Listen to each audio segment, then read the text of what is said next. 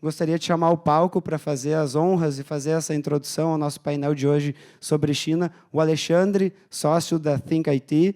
A Think IT, membro residente, tem sala aqui no Instituto Caldeira, é hoje a maior integradora de soluções da Huawei Cloud Brasil. E aí vai fazer as honras aí com nossos representantes, Huawei, com o Ricardo Jeromel, que é o nosso parceiro internacional.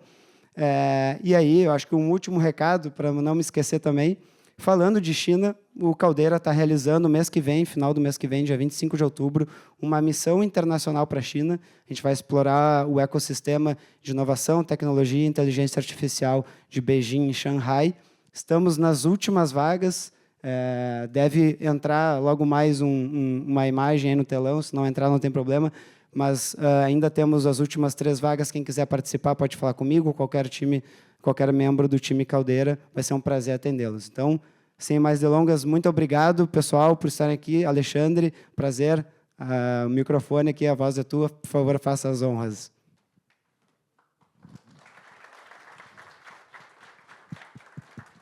Boa tarde, pessoal, tudo bem? Obrigado aí, PZ, pela apresentação. Como o PZ comentou, nós somos também, com muita honra aqui, patrocinadores desse grande evento. Estamos com 2 salas aqui, com 2 diferentes empresas que fazem parte do mesmo grupo Think. Eu sou o executivo responsável pela parceria com a Huawei. Hoje nós somos os maiores integradores da América Latina da Huawei, aí temos muitos grandes clientes e acabamos, basicamente, criando essa nova alternativa com um grande hyperscaler, que não é uma empresa americana, uma alternativa de alta tecnologia. Até conhecer o Rodrigo, achei que eu era especialista em China, que tinha ido já 3 vezes. Vou na 4ª agora com a missão. Eu até reforço a todos para poder participar dessa missão da China, porque assim é para abrir cabeças. Realmente, em termos de tecnologia, em termos de inovação, é uma coisa muito disruptiva, certo? E lá também a gente vai ter uma oportunidade de conhecer um centro de desenvolvimento da Huawei, que é fantástico, certo? Já está dentro dessa missão. Eu não me canso de conhecer, eu sempre vejo coisas novas lá. Mas, enfim, o papo aqui vai ser sobre o potencial da China, as novas tecnologias, as inovações e o papel um pouco da Huawei com relação a esse contexto também, certo? Conforme eu comentei, o Grupo Think ele tem basicamente 3 grandes pilares de atuação no mercado. Um deles é de Cloud Service, nós somos um Cloud Broker, e a gente tem a honra aí de estar participando de grandes projetos com grandes empresas como uma alternativa para uma nuvem pública, de altíssima qualidade, altíssima tecnologia, como é a Huawei. Depois a gente tem uma vertical de Cybersecurity, também, a gente tem um SOC 24/7, onde a gente também tem grandes empresas que nós somos no Brasil e na América Latina hoje responsáveis pela segurança, e depois um terceiro pilar, que é a nossa empresa de Data e Analytics e AI.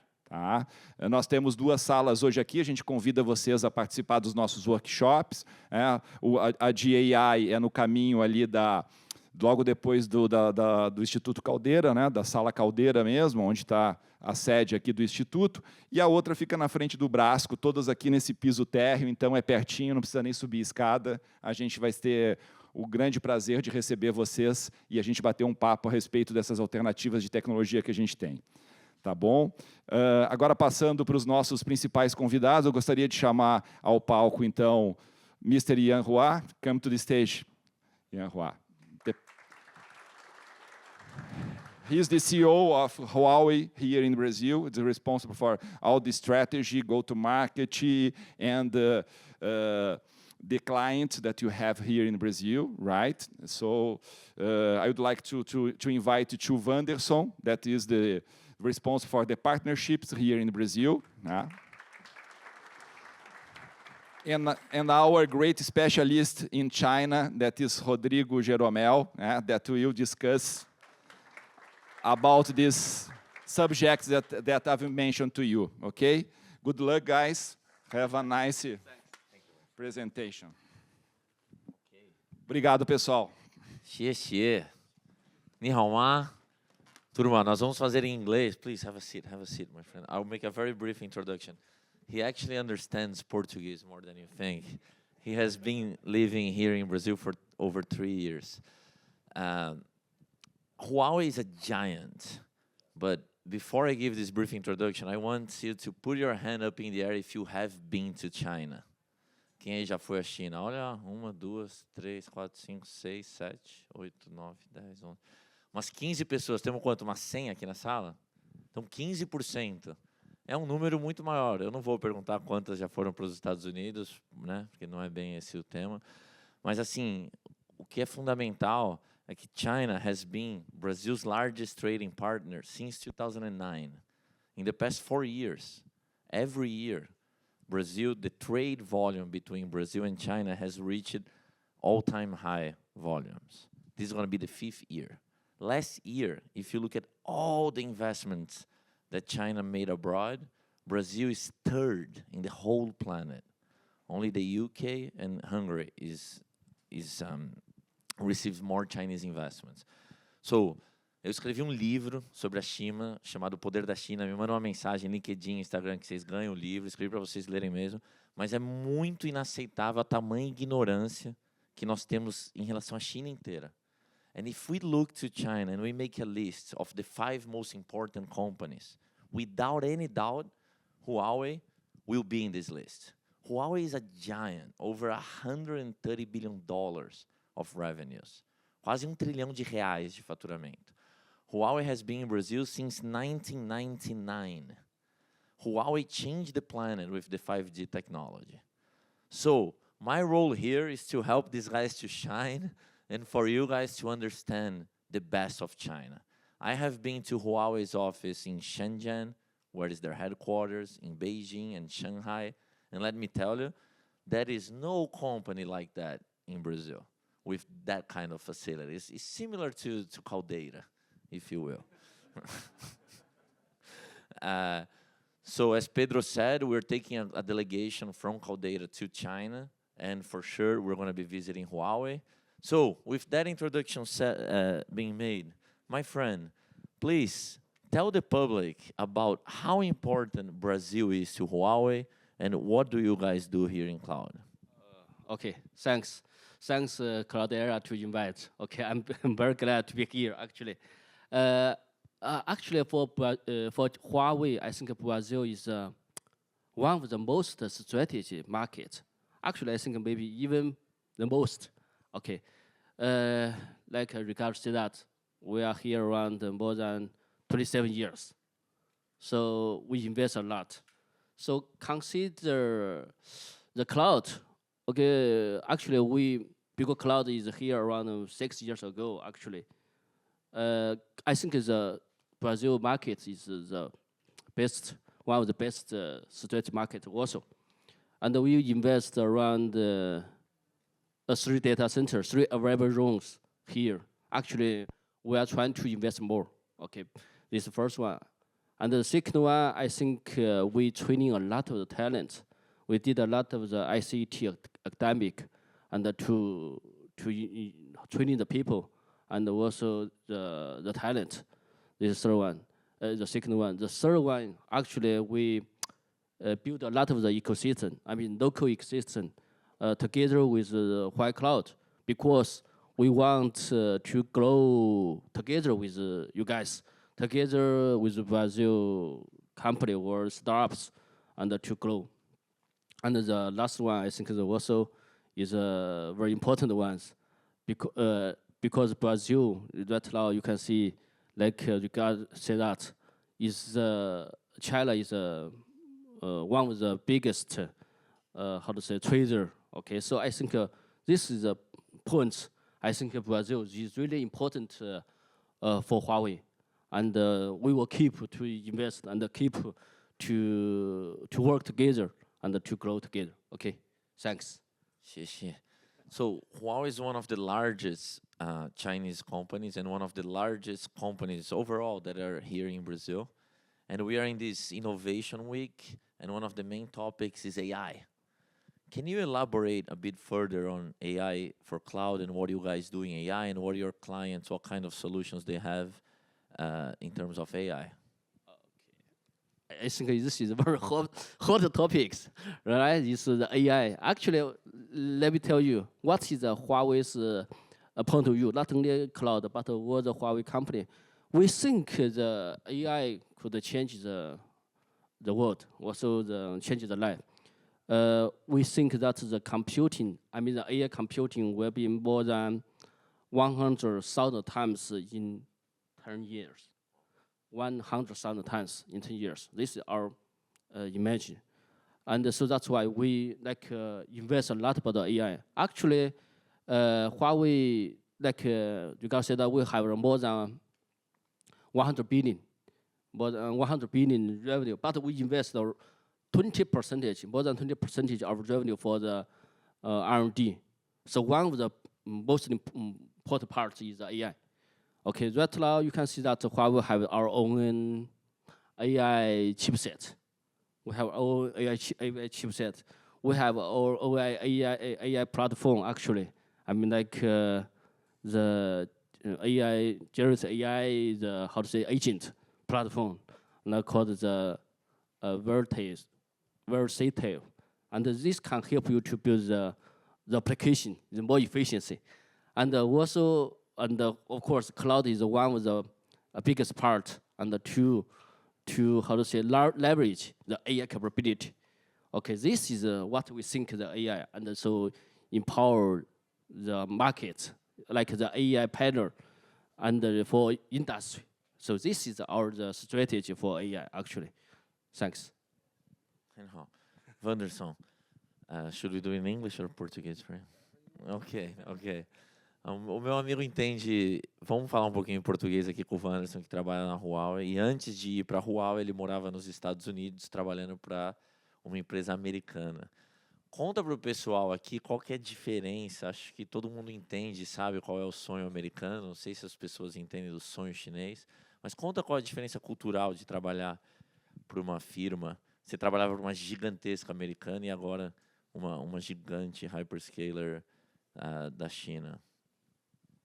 Obrigado a todos por estarem aqui. É um prazer para a gente, né, sempre estar em contato com pessoas, né, desse setor, especialmente do Sul, que eu tenho particularmente um carinho muito grande por esse estado. Sim, como você disse, eu morei, trabalhei, né, para esse país que realmente ainda é uma referência, né, na área de tecnologia, mas a China ela tem se despontado em vários setores, né? E tecnologia em si tem sido um dos grandes destaques da China, né? Vamos colocar aí de uns 10 anos para cá, né? De uma maneira mais premente, né? E falando assim, não em questões, diferenças culturais, mas há uma diferença de você ter contato e fazer negócio com empresas americanas e com empresas chinesas. Especialmente a Huawei. Vou fazer aqui um pequeno paralelo. Existem empresas que são empresas de produto, existem empresas que são empresas focadas em resultado, buscam efetivamente, né, margem, ganho tácito, e existem empresas que são focadas na necessidade do cliente. E é aqui que a Huawei está. A Huawei, o core value da Huawei é Customer Centricity, que é o quê? É o cliente no centro da estratégia da Huawei. É bonito de falar, mas na prática o que isso significa? Significa que a Huawei ela tem uma estrutura muito mais voltada para estar mais próximo dos clientes e atender as demandas do cliente de uma maneira mais rápida e mais assertiva. Então, isso é uma diferença que você percebe entre as duas, vamos colocar assim, as duas vertentes no mercado, né? Eu percebo a Huawei e empresas também da China com muito mais foco na necessidade do cliente. Legal. E conta para a gente um pouco do portfólio da Huawei aqui. Sim. A Huawei é uma empresa que ela vamos colocar assim, ela tem algumas estruturas, né? Então, você tem a parte de carrier. Basicamente, assim, a Huawei ela já vai para o seu 26º ano, né, de operação no Brasil. Quando que nós entramos no Brasil? Quando da abertura do sistema de telefonia, né? Ele deixou de ser público, desculpe, e passou, então, a ser privado. A Huawei, então, começa a fazer as primeiras vendas no Brasil, né? Então, temos isso aqui de uma maneira muito forte há cerca de 27 anos, ou seja, soluções voltadas para a comunicação. Também trabalhamos em outras verticais, a gente faz equipamentos, relógios, enfim, roteadores, dentre outras coisas, e também trabalhamos com altíssima tecnologia, que aí sim vem a nuvem, né, a Huawei Cloud. Mais especificamente, no Brasil, nós tivemos o lançamento da Huawei Cloud em 2018, e desde então nós estamos, né, crescendo, e hoje somos o terceiro maior provedor de nuvem pública Latinoamérica, superando aí algumas grandes do setor, né? Também somos grandes, mas estamos ganhando bastante terreno de alguns anos para cá. Então, portfólio, falando especificamente da Huawei Cloud, não é só infraestrutura como serviço. O que é muito comum nas nuvens, né? A gente pensa muito em servidor em nuvem, né? Ainda hoje, né? Quando se fala de nuvem pública. No entanto, né, a nuvem pública hoje ela tem um papel central na estratégia de muitas empresas, sem a qual, inclusive, muitas empresas sequer existiriam. Porque há necessidade de algumas soluções de você ter capilaridade, performance, né? Você está próximo de quem vai consumir aquela sua aplicação, sua informação, seja o que for. Então, a nuvem ela é uma peça principal e fundamental para que a gente alavanque os negócios dos nossos clientes. Então, a Huawei Cloud, hoje, ela tem serviços de altíssima tecnologia, né? Como Artificial Intelligence, que é o assunto do momento, né? Então, a gente tem realmente um investimento muito grande nisso. Vamos estar trazendo para o Brasil já data centers, né, e tecnologias voltadas para Artificial Intelligence, né, a partir do Brasil. E falando de tecnologias, assim, considerando os nossos concorrentes, nós temos praticamente tudo aquilo que é análogo aos nossos concorrentes, né? A única coisa para fechar esse tópico a Huawei é a única dos hyperscalers, ou seja, das nuvens públicas, que faz tudo. O que significa? Significa que a gente não compra nada de ninguém. A gente faz desde a parte de comunicação básica, servidores, sistema operacional, hyperscaler e soluções. Isso nos dá uma vantagem competitiva que é como se fosse um software embarcado, né? E por ser um software embarcado, a gente tem um nível de performance que supera os nossos concorrentes. Essa verticalização é um modelo chinês que a gente vê, por exemplo, no setor automotivo, na BYD, que vocês devem estar vendo por todos os lados aí. E a Huawei é uma gigante tão complexa que lá na China eu tive o prazer deles me mostrarem que são eles que fazem o software por trás de várias marcas de carro. Na China tem mais de 100 montadoras de veículos. Já tem 16, que no ano que vem, no Brasil, terão 16 montadoras chinesas. E vão ter cada vez mais. Aqui no Brasil tem um negócio chamado Lei Ferrari, que diz que a montadora não pode vender para o cliente final. Precisa necessariamente de uma concessionária. E em abril, eu levei uma delegação de 20 donos de concessionária para conhecer essas montadoras, visitamos fábricas e ficou muito claro para todo mundo que a Huawei é a infra desse setor. Então, quando eles falam que são verticalizados, here today we're talking about cloud, but Wanderson told us a little bit more about your portfolio. He mentioned you have amazing watches and cell phones. They have a cell phone that folds in 3. It's not selling in Brazil yet, but get ready. So I say with certainty that you are going to drive a Chinese car. You're going to own a Chinese car. You may not agree, I don't know, but Volvo has been Chinese since 2010. It's owned by Geely. So tell us a little bit more about the strategy of Huawei in Brazil for the next 5, 10, 15 years. Here in Brazil, we hear a lot about the long-term thinking of Chinese and how it's different from what we do here. Actually, for Huawei strategy in maybe 5, 10 years, I think firstly, let me talk about the cloud, because cloud I'm very familiar more. So actually, we will keep invest firstly, because like I said before, Brazil is one of the biggest strategy, market, the country. The firstly, I think we will even we didn't earn money actually, but we'll keep invest. But this is like the long-term mindset. We don't think about the short-term. Oh, this is the first one. The second one, I think the talent, the ecosystem is most important. That's why you can see that here we work together with our partner like Think IT, and to build up this kind of the ecosystem startups are also the talent program, something like this. This is the second one. The third one, I think we will, how to say, keep working together with our local partner and customers to build, to take, and the different experience together. For, like you said, a lot about China. So we will take our expertise from China to Brazil. I think, of course, we also will take your requirements, also your expertise to China, and to like work together to grow together. So I think this is 3 points what I want to share. And again, it's like a win-win strategy. That what I will say that what we need is you want. Also, what you need, what what we have, something like this. So let's do like this way to like a win-win strategy. Okay. Interesting. Customer centric. So I know Huawei has been in Brazil since 1999 and took more than 15 years to turn a profit here. You're right. Yes, more than 15 years. So imagine investing in a country and you lose money year 1, year 2, year 3, year 10, year 11, year 12, and you keep investing. And now they are one of the biggest companies. And in your answer, I just asked a very open-ended question about the future and strategy. Yeah. And you mentioned this beautiful word, ecosystem. And here we have Anderson, who is the responsible for the partnerships. So can you tell a little bit more about the work that Huawei does? What is these partnerships? Who do you seek? The ecosystem. We're in Caldeira, which is a community.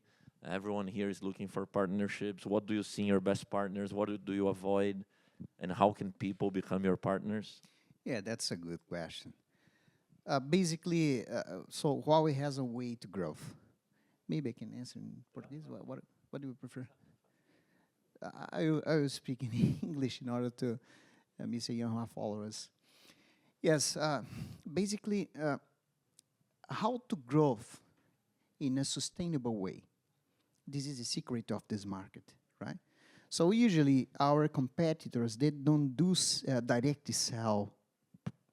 Probably what they need to you have a third entity, which we call as a partner. There are some kind of partners, distributor and CSP, CSP cloud service provider. Basically CSP bring a very good value to our customers. Why? Because our CSP partners, they bring portfolio. In the portfolio, it's something different when we take a look. For instance, we provide a platform. Our partners provide service. That's the main point, right? And the way that we are growing the market is pretty much about so growth together with our partners and our customers. And one thing to keep in mind is partners, they have much more connection with the final customers because they have a lot of connections, a strong connection with customers, right? And then that's why this is our main strategy, growth through partners.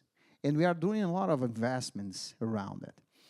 And Instituto Caldeira can take advantage of that because we have here Think IT, which is our main partner in Latin America, in CSP, pitch. And then whatever customer, whoever from the Instituto Caldeira who is interested to talk and, start using our service, here is our partner, Think IT. Wanderson, which sectors are most relevant or what sectors do you focus on? And also, what is the importance of Rio Grande do Sul for Huawei? I will answer this question this way. We don't choose sector, of course. We are pursuing customers. But that being said, we are seeing in the market some sectors which is driving a very good revenue from a cloud perspective. we can see, for instance, finance companies, ISVs, e-commerce, and those three sectors we are seeing they are, spending a lot of money in cloud, right? But coming back to your question, what we are looking is for the customers. Doesn't matter whatever you are playing the pitch, if you are from health or if you are from the other sector, we have solutions because we have some success case from other countries. And we can bring that success case and speed up the adoption of the new technologies. You don't need to start from scratch. You can take advantage what we achieved in other countries, and you can just start from that point and move forward. And this is something that's very important from our perspective, because when we do our portfolio, our idea is to do a global portfolio. Because what we are seeing in the market, the finance company, they used to have almost the same process all over the world. And other sectors, same way. So you don't need to build a tailor-made solution. No, we build a platform.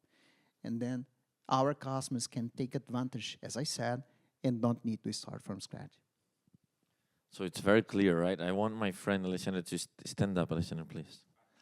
So if you want to do business with Huawei, as he said, Huawei sells through partners. You go through Alexander. And I think that's key, because I have been doing business with China for over 15 years. And the Chinese way is very unique and different. So if you have somebody, and that's why I have a job. My company does this. We make the connections. So having somebody in the middle that does this back and forth can really speed up things. I think it's a brilliant strategy. So he has 2 offices here. Don't hesitate. Get his number. Put his WhatsApp or WeChat on the wall. And so one very important question for you: what sectors do you think that Brazil has the right to win globally? In what field do you think Brazil is winning, will win? One is football, maybe, right? The other, agro, very good. And there is a third one that is a little bit of an unsung hero, that is renewable energies. In China is unbelievable. China consumes more than twice the amount of energy than the US consumes. China has the world's largest hydro plant. It's called the Three Gorges, Três Gargantas. I've been there, but Três Gargantas, the Three Gorges, only less than 5% of the energy that China consumes comes from the world's largest hydro plant. So today, more than 50% of toda a energia que a China usa ainda vem de carvão. Here in Brazil, more than 90% of all the energy we consume comes from clean sources. So the whole planet, one of the key topics here is AI. The dream of AI to come to reality, it will consume a ton of energy. And the whole planet is saying, where can I use clean energy? And Brazil has a clear. So when they say they're building 3 data centers here, when they look at the whole planet, there are not that many countries that have 90% of the energy coming from clean source. My friend, you have been in Brazil for over 3 years, and in Latin America for over 10 years, more or less? Yeah, more or less.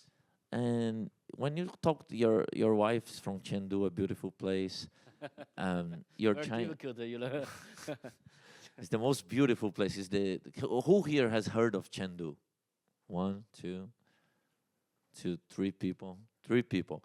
Chengdu is the world's capital of the pandas. You know the panda.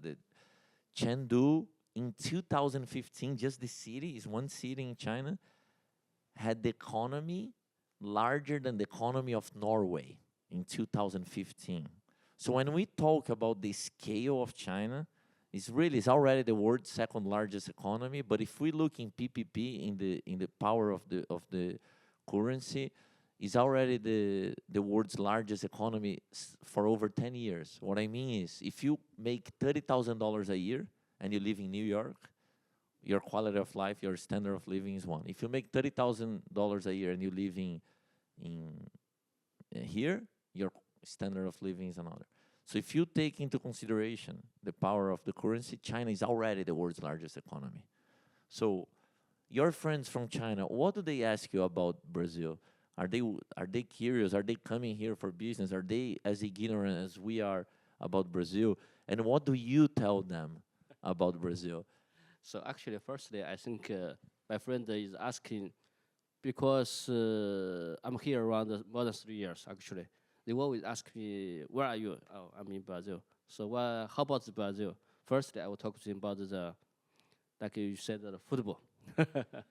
So it's a very, how to say, because actually I think in around 2004 we brought some talent for our private school to training in Brazil. So the first one I talked about the football because everybody is impatient about the football. The another thing is about the how does the barbecue actually. So actually in China there are a lot of the barbecue, how to say, the restaurant in China. So maybe if you go to China, you have the very original barbecue in China. The third one about the, I think the Brazil, the people is so friendly. Really, I think it's so for every foreigner. I think it's so open and so friendly, and so it means that it's very good for, especially for the foreigner like us.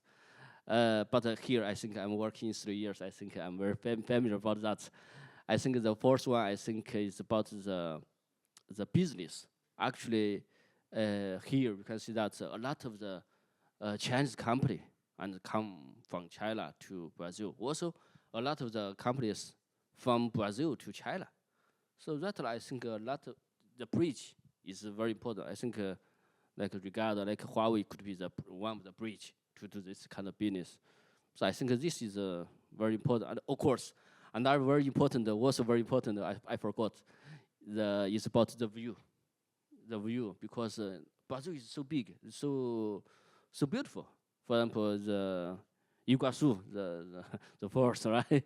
And about the desert, the lake of desert, that's part. Also, everybody from China to Brazil will visit the view. Okay, so I think this is what we will talk about that. Okay. And do you see more of your business friends coming here for business or not really? How is that coming? A lot. I want to tell you the one, how the story, or maybe you can understand. I will say it's a lot. I think 5 years ago, 3 years ago, when I come to Brazil, near my office, the shopping Morumbi, there is only one Chinese restaurant. Right now, there are 5 restaurants, Chinese restaurants. So you can consider how many Chinese guys come. We are living a golden era between China and Brazil. China said the Brazilians are so welcome here that since June, they don't request a visa anymore. You can just get on the plane and go. And in Brazil, in February, more than 2/3, more than 66% of all the visas that Brazil issued were to people in one country, in China. And I told you guys, last year, from all the countries that China invested, Brazil was the third, only the UK and Hungary. So there is so much business happening. So this is a great story that you mentioned about the number of restaurants. And when he says, oh, the first thing is football, it's something that people are very curious. My brother, you all know my brother. And I am crazy about football. And the Chinese are so nationalist that the day that the Chinese national team starts winning, because right now, I'm sorry, mama hoo-hoo, not so good. But if they start winning, the world is going to wake up and say, oh my God, these people love football. Because you watch the local league, the stadiums are always full. And people are so passionate, and they ask and they talk about it. And in 2002, when we won, the World Cup was in Asia.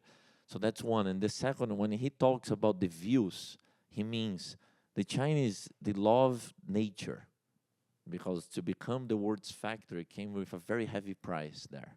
So when they ask about Brazil, they really know about Iguazu Falls. And they're very curious about it. And when he says about the barbecue, the business in China, how does it work in Brazil?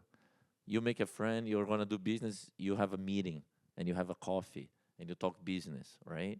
In China, when it starts, before the business is concluded, you're going to have a meal together. It's how the culture works.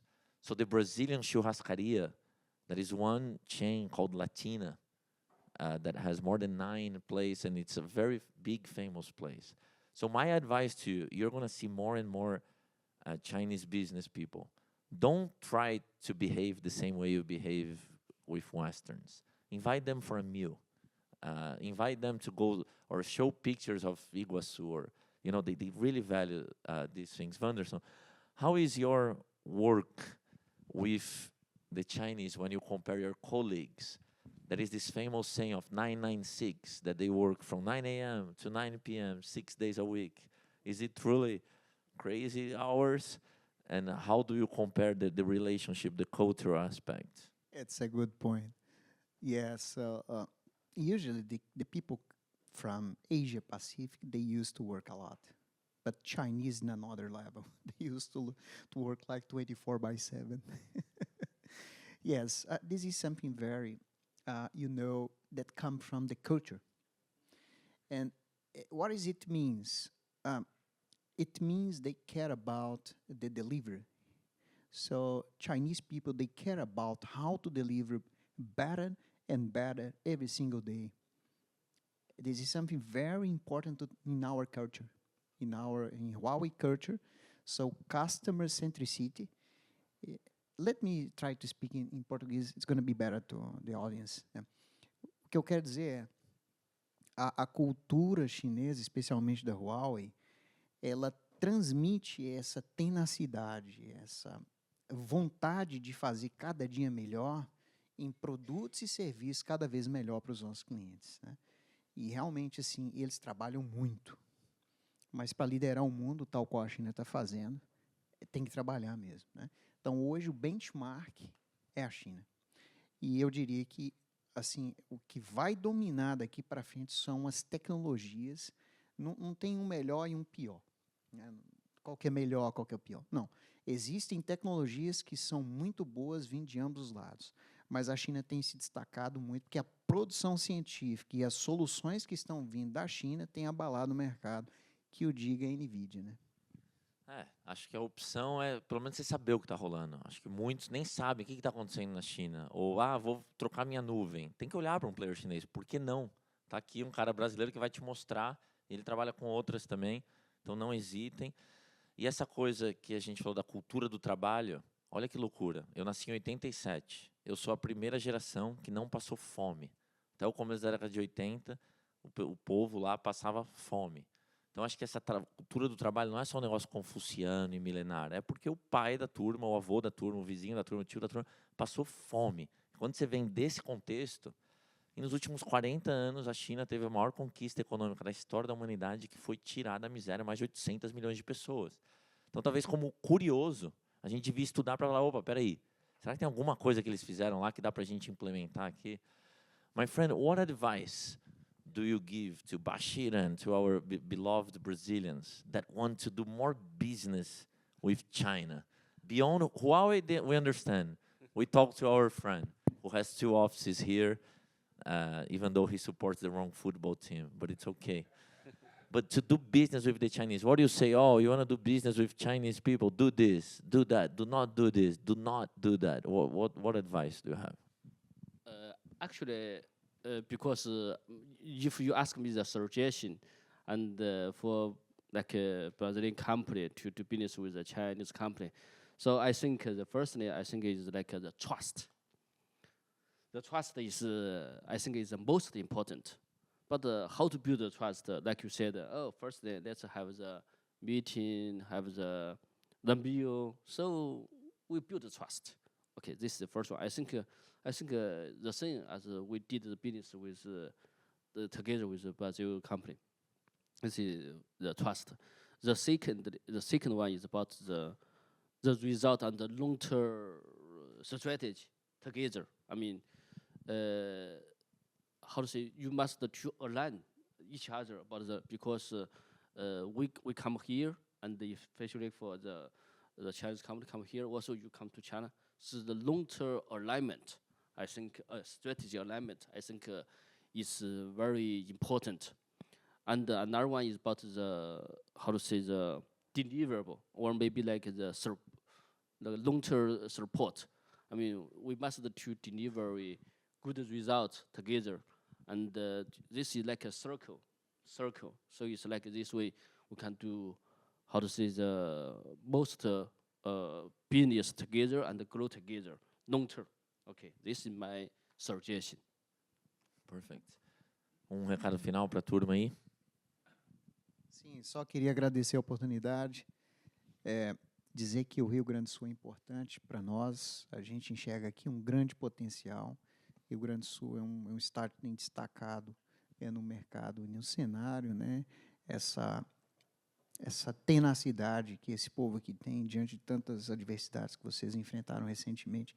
Isso é algo que a Huawei ela vê e ela quer investir aqui nesse estado, porque a gente entende que aqui tem business, né? Aqui tem grandes oportunidades e a gente quer se fazer presente cada vez mais nesse mercado. Dizer também que a gente está à disposição, tá? Através da Fincati, eu fico à disposição, quiser uma reunião, falar algo a mais, enfim, duplo clique, conhecer mais as nossas soluções, a gente fica inteiro à disposição e agradecer a presença de todos aqui.